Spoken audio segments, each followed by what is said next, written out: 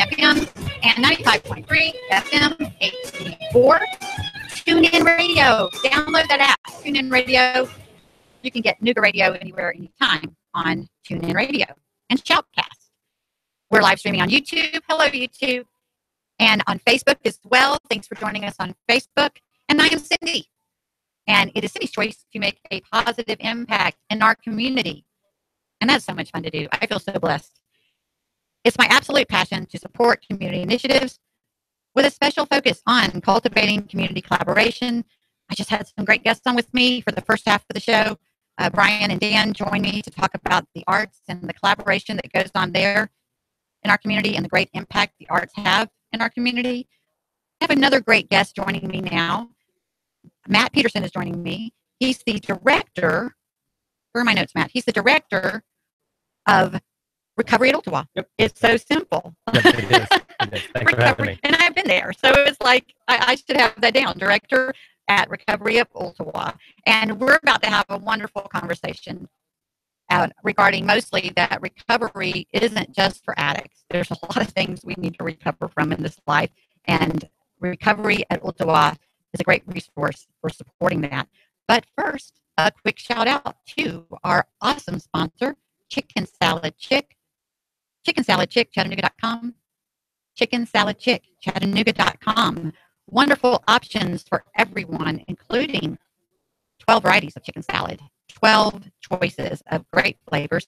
But they also have, right now for the seasonal choices, they have the turkey cranberry sandwich, which is awesome. There's pumpkin cheesecakes. There's wonderful cheese balls. There's just, again, something for everyone. Wonderful salads. So check them out at Chicken Salad Chick, Chattanooga.com. Wonderful for your holiday gatherings. And their phone number, too, you can call them direct, 423-781-1330, 781-1330, Chicken Salad Chick. Okay, Matt, let's jump in. Let's do it. So you're the director of Recovery at Ottawa. I am. Yes, ma'am. And like I said, I got to stop and brag on Ottawa United Methodist Church. I serve on the council board in Ottawa with Dwight and Pastor Dwight. And I've also gotten to know Eric, Pastor Eric, there at the church. Wonderful, wonderful. Absolutely. Servant leaders is my best way to describe them. And I love that affiliation. And it was Pastor Dwight that actually invited me when I shared my story with him. He had invited me to check out Recovery at Ottawa. Let's see why I write notes, Matt. Recovery at Ottawa. And I was really impressed because I've been sharing my story. Some of my story just came out. There was a feature story in the Pulse this last week. You know, I was living on the streets 2 years ago, and it's been really hard to let that out there. I don't want to lose credibility. I'm earning the respect and the trust of the community right now, and building something bigger than me that's going to have a great impact. I couldn't do that. I'm getting God chills already. I could not do that if not for the recovery programs through churches that I had gone through. And I just have to say, and I told you we were just going to wing this. We can't plan a conversation like this. But just what really hit me is I was not a church goer when I started in these programs. And I think that's essential to know. It's not someplace you're uncomfortable if you're not a regular church attendee. That's right. And part of what we try to get out there, the message we get out there is that, if you don't believe in God, if you're mad at God, or if you're just not want to be around him anymore, or at the moment, that's okay. We get it. We've all been there, and everybody at Recovery was dealing with something. Yes.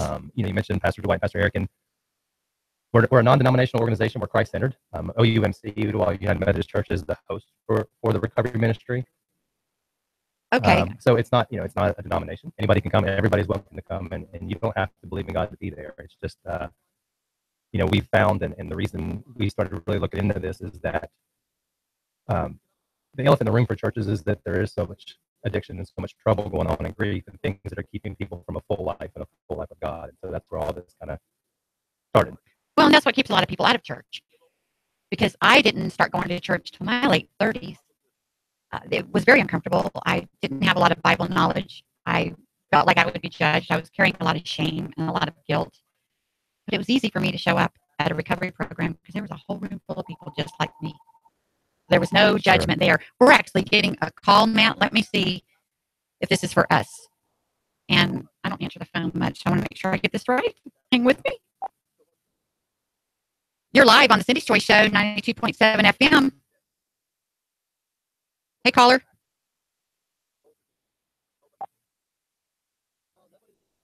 Okay, I think we had a wrong number, and I hope I turned that off right. No, that's exactly, like I said, when I was first introduced to recovery, I was going through a very devastating divorce, as divorces are. And I was desperate for some kind of guidance or answer. And I actually, a friend invited me to go to an AA, a secular AA meeting. And I remember being very thankful for that because I could relate to the people in that room, even though they were primarily talking about drug and alcohol addictions.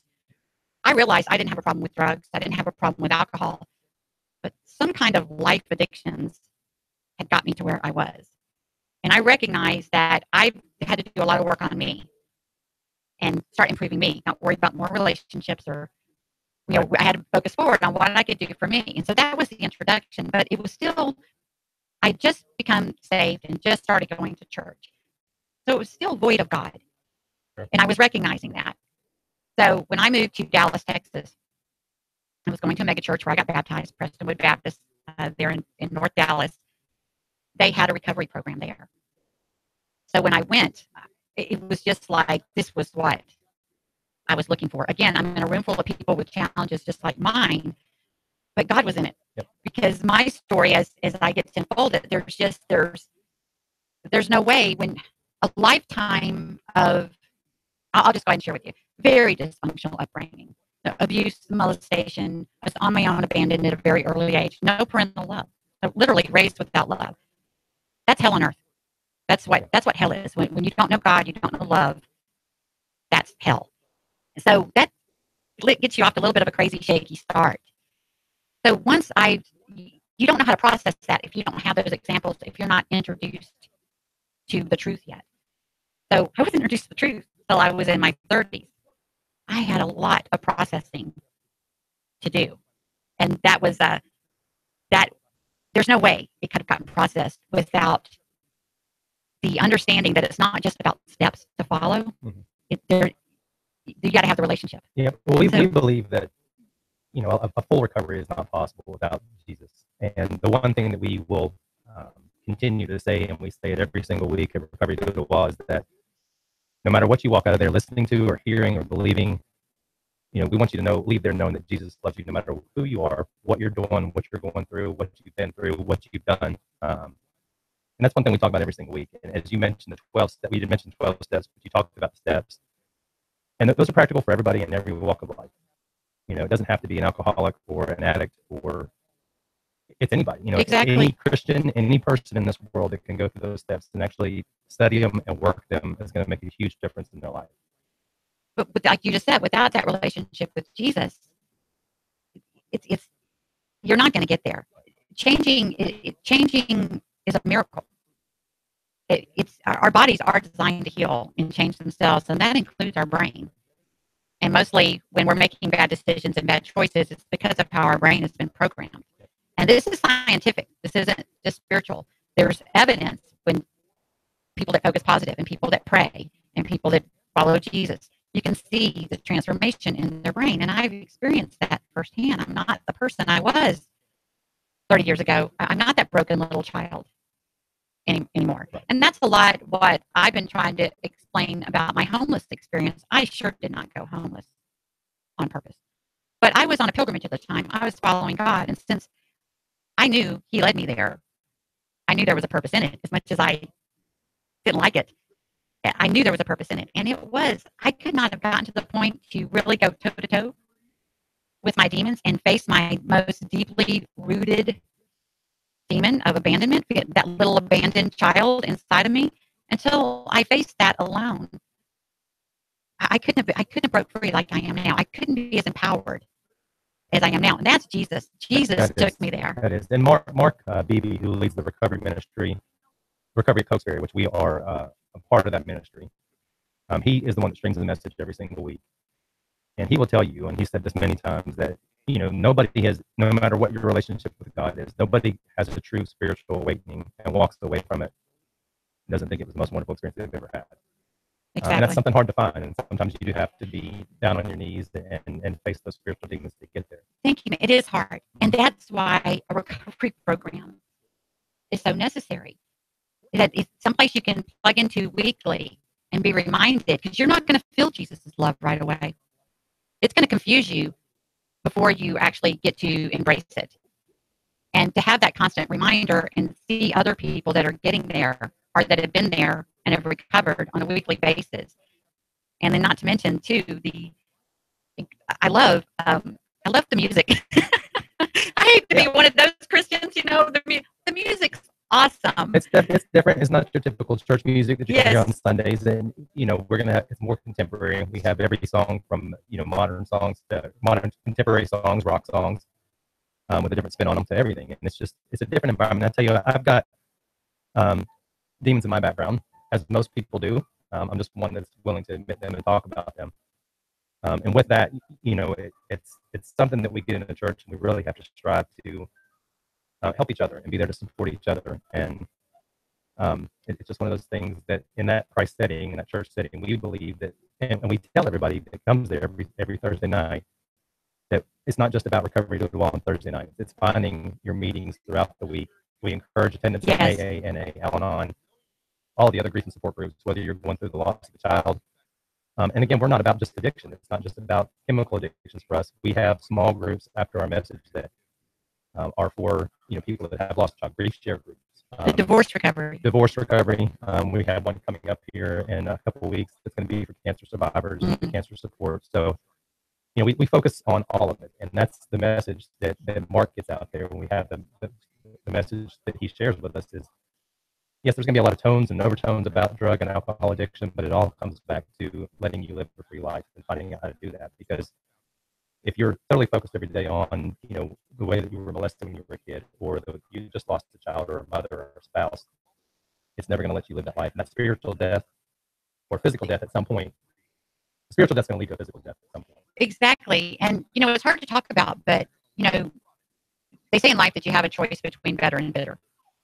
But for people who've gone through major trauma or who were brought up in perpetual danger, it's more like purpose or suicide. Yep. And that's why a lot, that's why I'm so purpose driven. It's been, it was that, find a purpose, or the suicide thoughts would overwhelm you. Yep. And so I've never gotten suicidal because I do know God. I know it's temporary. I know I've understood, I had the right perspective to understand what's going on. But I felt that torturous attack on my mind. So I get it. I understand why some people give into that. Which leads to so many more things. No, if you spin it back to addiction, nobody wakes up, and regardless of what a lot of people think, nobody wakes up every day and says, I want to be, or any day and says, I want to be an addict. It's usually driven from something that has happened in their childhood or happened recently, some type of traumatic event. And, you start off at one point and then you keep trying to numb that pain. And instead of trying to live your life freely, with God, you just continue to try to numb that pain. So it is an addiction. It is a disease when you spin it back to that. But it's the same thing if, like I said earlier, if you've gone through the loss of something or grief, you just continue to let that eat you away every day. Right. It's curable. It is curable. And I love what you said about admitting it and talking about it. The hardest thing, I've gone through some testing through Houston's First Baptist when I was living in Houston. And they do a special program that just gets you to look at yourself. It's personality testing, spiritual gift testing. It's combined with all kinds of your expertise, business testing. And it's all just designed to get people to look at themselves. Yep.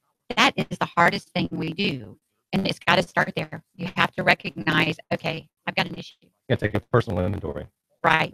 Well, then the next step is talking about it. Like you said, so where's a safe? You got to have a safe place to go talk about it. And that's what Recovery at Ottawa is. And it is. And it's non-judgmental. Like I said, the church is the host. It's non-judgmental. Everybody's working on something. We have, a dinner at 5:30, which is free to all to come. We have the message at 6:15, and then we have the open share groups at 7:30. Several different open share groups. And in those share groups, yes, it's Christ-centered, but everybody says everything. Everybody's non-judgmental. We also have childcare too available. Oh, nice. Yep, if you want to come, and that's free as well. So, and the one thing that one thing about that 3-hour little schedule that I just went over, you don't have to come to all of it. You can come to whatever you can attend, whether that's just a message, just a dinner, or just a small group. Right. When I attended, I didn't make it for dinner. I didn't stay for the smaller classes after. I just stayed for the meat of it there in the middle, and it was awesome. And just for our listener, it's for lack of a better way of explaining, it's not churchy. It's awesome. It's wonderful fellowship. It's great support. It's something like I'm like, well, I don't need that now. But it fed me. I wish I could make it more, but it was a little farther for me now. I was living close by I will tell at the you time. That message is not churchy at all. He just speaks differently, especially to me. And I guess I'm speaking for myself in this, but I've talked to several other people that come through the nights, and he just speaks differently, and he gets his message out there a lot more to the heart, and he will make sure that people understand that his belief is that the church needs to be preaching Jesus loves you, and not that not to look down on people for whatever they're going through in life. And he, Mark says it, and the ministry is all about it. If that's the church that you're involved in, if you're involved in a church, you need to find a different church. Exactly, and that's why I worked on getting brave enough. I'm a pretty brave person. Sure. Bravest thing I've ever done is put my weaknesses out there, right. Put my story out there. But I want people to. I am authentic. It's like I told you, this conversation will be real because I don't know how to be anything else. And that's because of the Jesus in me, that confidence where Jesus has gotten me. And if I'm not real, I'm not going to attract people that are real. And that's what we need. We all need to be real. And it starts with getting a safe place to admit your issues, safe people to talk to it about. And I love that you mentioned other support. You're one resource. That's a very awesome resource and a key resource. But I love that you're eager to help people plug in to other resources and get whatever support that they Absolutely. need. And that's wonderful. Why don't you go ahead, Matt, and give us some details, location, website, any way that the listener can get connected with Recovery at Ooltewah. So as I mentioned earlier, it's every Thursday night. We start at 5:30 with dinner, then a message call at 6:15, and small groups at 7:30. And that's at 6130 Relocation Way in Ooltewah. It's hosted by Ooltewah United Methodist Church. You can reach us through email at recovery@ooltewah. I'm sorry, the website is recovery@ooltewah.com. Or you can email me, and I'm the one that gets that, and we'll respond to you at recovery@oumclive.org. So once again, recovery@ooltewah.com or recovery@oumclive.org to get an email to me. And again, I love what you said. This is hosted at Ooltewah United Methodist Church. They're on Relocation Way in Ooltewah, right there on the highway. It's easy, right off the highway. It's easy to get access to, but it is a non-denominational event. And again, I just want to reiterate, it's not churchy. And this is what helped me. Like I said, I started out as a baby Christian. I went to an AA group, and then at the mega church that I was baptized at in Dallas, I found a recovery program there. And then here, the church I like to say I grew up at is Appa's House here in Chattanooga, and they had an awesome class that I attended that involved recovery. Mm-hmm. All of my recovery and there's been other ones I could mention too. Whatever church I was at the time, I plugged into the recovery program, and I give that. So my relationship comes first. My relationship with Christ got me there, but those recovery programs supported me, guided me, gave me a safe place to go when I was full of shame and full of guilt and did not know how to process what was going on with me. Yeah, recovery is a lifelong journey. It's not just a month or 28 days. It's a lifelong journey. Thank you. And you know what I'm finding? This is how sneaky it is. I was so apprehensive about sharing my story. Now that I share my story, I get so much encouragement and support, and I'm learning from my own story. And that's just blowing me away. I didn't see that coming. I thought, okay, I've learned this, now I can share it. But now I focus forward. Yeah. So now it's forcing me to kind of look back at my story, and then I'm learning from my own story. So that's awesome. Incredible. There's just all kinds of things that, I think we lost connection, but that's okay. We're wrapping up here. We're down to 30 seconds. It's been awesome to have Matt Peterson. He's the director of recovery at Ooltewah. And I want to give another quick shout out because I really appreciate Pastor Dwight and Pastor Eric over there. It's a really, really great support team at recovery at Ooltewah. And you've been listening to the Cindy's Toy Show on 92.7 FM and 95.3 FM HD4. We're live streaming on YouTube. I think we just lost Facebook. Join us next week. We'll have some guests at the community kitchen with some live remote action going on. Thanks so much. That's the wrap.